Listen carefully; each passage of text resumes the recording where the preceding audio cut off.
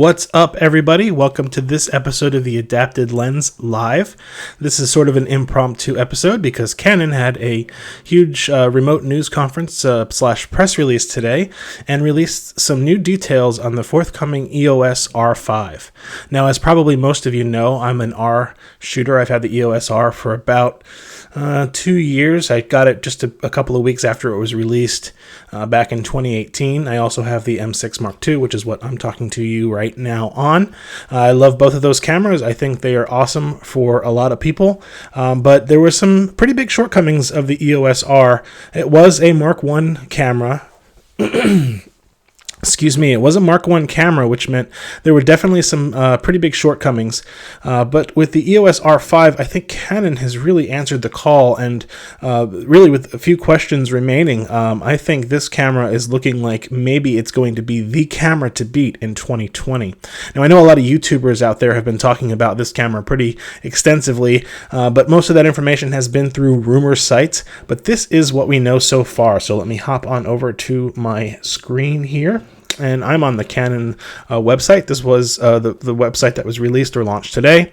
Still don't know exactly when it's going to be in stock, but this is the EOS R5. This is what I understand to be the official look. And you can see at least the front version, the front of the image looks fairly similar to the EOS R.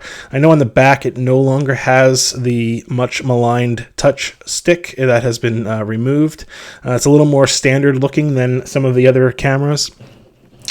So anyway, the big thing here, it's boasting a new image sensor, 12 frames per second mechanical shutter. I think the big news here, 20 frames per second silent shutter.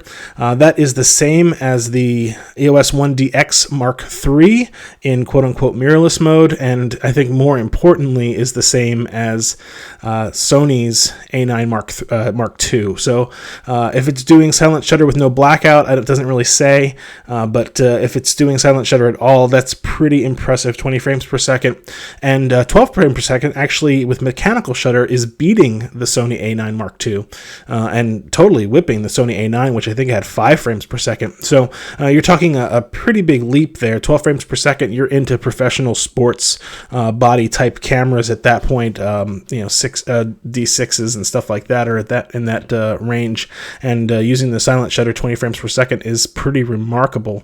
But the big headline here is AK RAW. At first I thought, okay, so they're going to do something gimmicky. It's going to be no autofocus or a huge crop or all kinds of, whatever Canon's going to do to cripple it. But from what everything seems to be saying, 8K RAW is not really going to be hampered. Of course, we've also heard the rumors about IBIS, and it does confirm here IBIS is coming to the Canon system.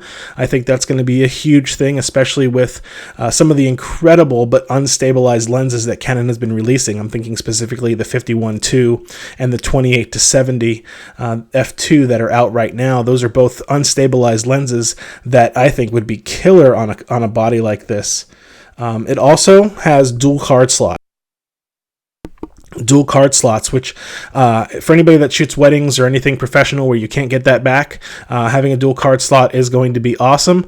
And then the one thing that I think is really neat, and I think is going to be the future of photography for a lot of camera companies, is this Canon cloud service, image.canon, that they're going to be offering. Buying this camera, they say, gives you free image.canon cloud service. And what that does for you is every time you take a picture, it auto uploads that picture to a cloud storage, meaning that if your memory card fails, anything that's been uploaded is still saved. So if you're a professional sports photographer, wedding photographer, any kind of events where you can't get that image back, boy, that it could be a godsend. So here is a little bit more looks at the camera. Advanced CMOS sensor. They don't specify megapixels in this release. Astonishing autofocus. Of course, we know that the 1DX Mark II or Mark III's autofocus has been compared to the A9 Mark II as in mirrorless mode as pretty darn close, or maybe even better in some situations. So if they're copying that autofocus algorithm over to the R5, it is going to be a killer sports and wildlife camera. The other thing, of course, Canon needs is lenses, and I know the 100-500 is going to be coming out here in a few months. That is an f7.1 lens on the long end, so it's a little bit of a slower piece of glass. You're talking now a little more than 2/3 of a stop darker than a 5.6 lens. So definitely not a bright lens, but if it can compete or with the 200-600 that Sony's got out right now, I think that could be, or the 200-500 that Nikon has out right now, it could be a killer lens.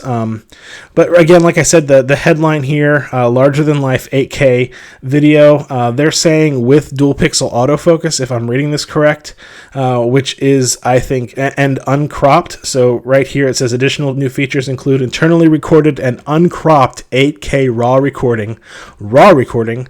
So that's incredible.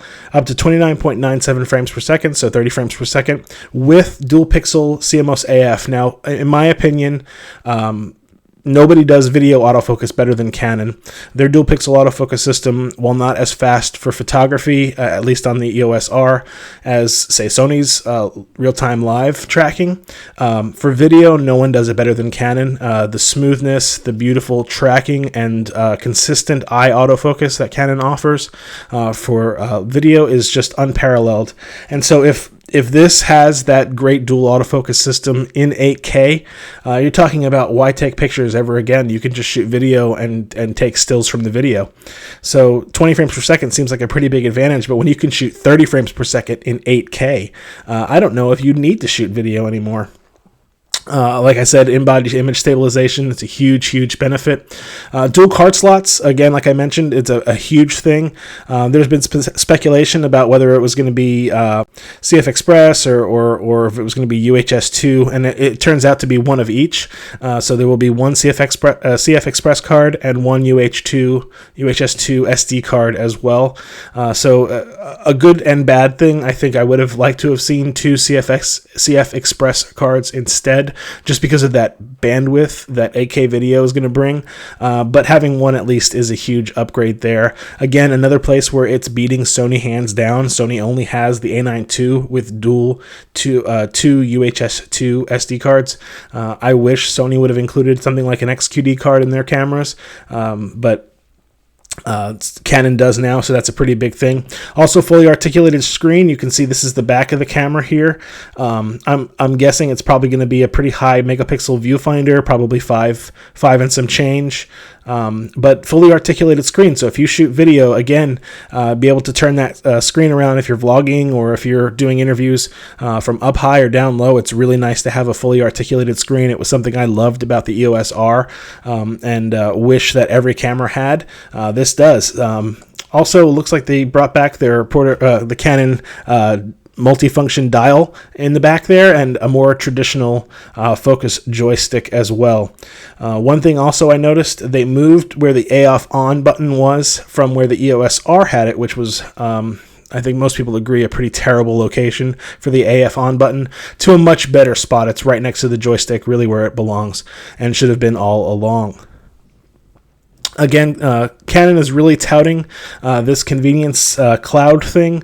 I don't know how valuable it's going to be to the average everyday shooter, but if you're a pro who's producing a ton of images and you need that auto backup feature, it really is a first in the market as far as I know, and I think it could be a pretty powerful thing.